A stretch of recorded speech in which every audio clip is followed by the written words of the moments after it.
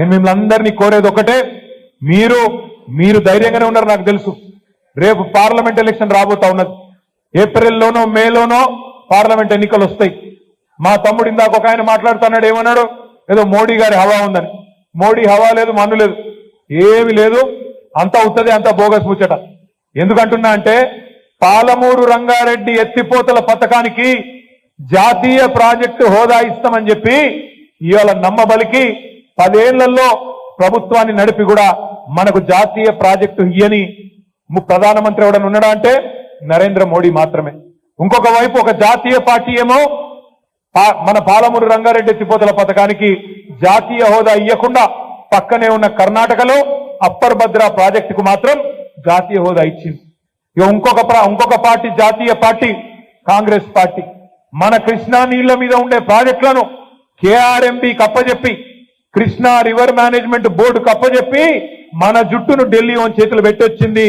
మరొక ప్రభుత్వం 10 ఏళ్లు కేసీఆర్ ఉన్నప్పుడు మన మెడ మీద కత్తి పెట్టినా మనం ప్రాజెక్టులు ఇయ్యలే వాళ్ళకి.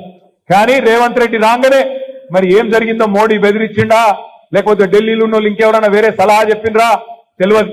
మన శ్రీశైలం ప్రాజెక్టు, మన నాగార్జున సాగర్ ప్రాజెక్టు, మన జూరాల ప్రాజెక్టును తీసుకుపోయిండు ఢిల్లీ చేతుల్లో, మన జుట్టు అక్కడ అప్పచెప్పి వచ్చిండు. మళ్ళా మనం లొల్లి చేస్తే, మన నల్గొండలో మీటింగ్ పెడితే ఆ దెబ్బకు భయపడి వెంటనే అసెంబ్లీలో మళ్ళా తీర్మానం చేసి నేను ఇయ్యలే అని చెప్పి బుకాయించే మాటలు మాట్లాడుతూ ఉన్నాడు. ఒకడేమో కృష్ణా నీళ్లను కేంద్రానికి తాకట్టు పెట్టిండు. ఇంకొక జాతీయ పార్టీ ఏమో మనకు ఆ కృష్ణా నది మీద మనం గడుతున్న పాలమూరు రంగారెడ్డి ఎత్తిపోతల పథకానికి జాతీయ హోదా ఇవ్వకుండా దగా చేసిన పార్టీ మరొక పార్టీ బీజేపీ.